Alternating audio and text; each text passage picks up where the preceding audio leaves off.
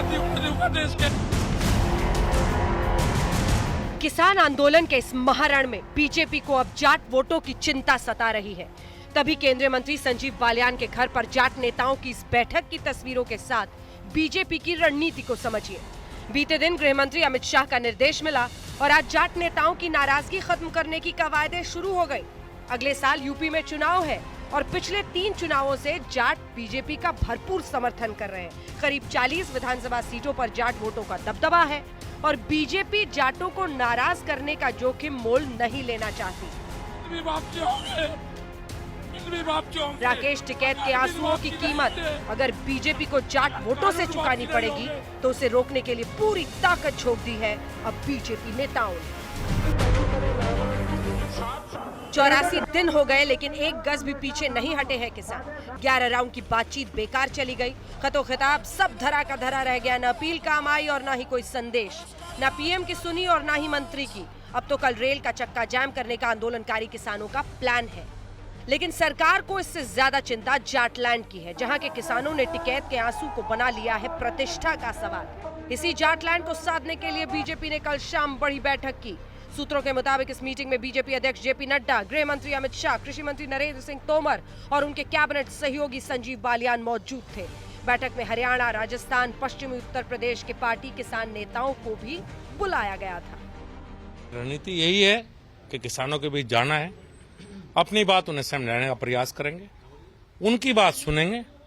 अगर कुछ अच्छे सुझाव हैं जो सरकार कर सकती है वो सरकार करने के लिए तैयार है।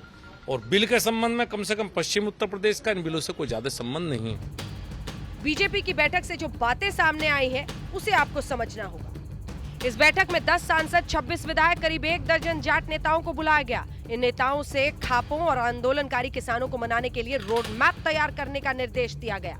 बीजेपी के किसान नेताओं से अफवाहों के खिलाफ सरकार की बातें पहुंचाने को कहा गया। बीजेपी के इस प्लान को पंक्चर करने के लिए भारतीय किसान यूनियन के प्रवक्ता राकेश टिकैत भी ताल ठोक रहे हैं। पंचायतें करते रहो, पूरे देश भर में हम पंचायतें करेंगे। हम जाएंगे, गुजरात में हम जाएंगे, महाराष्ट्र में भी हम जा रहे हैं, देश में पंचायत करेंगे। हम जाएंगे, बंगाल में भी जाएंगे, बंगाल में भी बड़ी मीटिंग होगी। वहां की भी सरकार कुछ तंग कर रही, किसानों को कुछ भारत सरकार तंग कर रही। जाएंगे, बहाना किसी का होगा, पंचायत वहां पे भी करेंगे। वहीं बीजेपी के राष्ट्रीय किसान मोर्चा के अध्यक्ष और लोकसभा सांसद राजकुमार चाहर ने अपनी प्लानिंग से पर्दा उठाया। किसानों के बीच में जाना, उनके बीच में उनको बताना, उनको सच्चाई बताना कि भाई इन बिलों से आपको लाभ ही मिलने वाला है, नुकसान तो कभी सपने में भी नहीं हो सकता। और देश के प्रधानमंत्री जी नरेंद्र मोदी जी 1.25 करोड़ देशवासियों के हित की ही चिंता करते हैं, कभी नुकसान उनके रहते हुए हो ही नहीं सकता। बीजेपी को भविष्य की चिंता सता रही है और कांग्रेस वर्तमान के नतीजे से चिढ़ा रही है। पंजाब निकाय चुनाव में बीजेपी का सुपड़ा साफ हुआ तो कांग्रेस ने जले पर नमक छिड़कने में जरा भी देरी नहीं की। क्योंकि पंजाब में सब पढ़े लिखे लोग हैं, हर बिल को समझते हैं, तो उन्हें ये पता था भी अगर ये बड़े बड़े लोग जो अडानी अमानी तो हम नाम लेते हैं ना, ऐसे 500 लोग हैं, जब इनके पास रसोई आ जाएगी, दाल चीनी आ जाएगी तो वो रेट बढ़ेंगे। इसका मुंह तोड़ जवाब देश की सरकार को भी और बीजेपी को इससे अंदाजा लगा लेना चाहिए। अब ऐसे में समझना जरूरी है कि बीजेपी के अंदर खाने बेचैनी क्यों है। CSDS के सर्वे के मुताबिक पश्चिमी यूपी में 77% जाटों ने 2014 के लोकसभा चुनाव में बीजेपी को वोट डाले। वहीं 2019 में यह आंकड़ा बढ़कर 91% हो गया, जबकि हरियाणा में 2014 में बीजेपी को सिर्फ 19% ही जाटों का वोट मिला। बाकी वोट कांग्रेस और INLD को चले गए।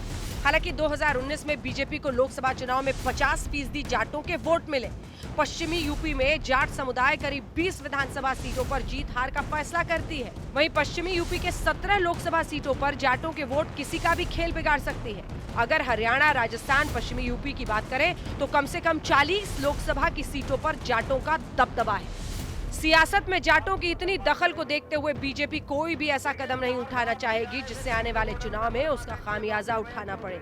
यही वजह है कि बीजेपी ने अभी से ही ऐसी रणनीति बनाई है कि किसानों के आंदोलन से जाटों में जो गुस्से की आग धधक रही है उसे बुझाया जा सके और जाट लैंड पर उसकी सियासी पकड़ बनी रहे। लुधियाना से आनंद पटेल, चंडीगढ़ से सतेन चौहान, दिल्ली से हिमांशु मिश्रा और अशोक सिंघल के साथ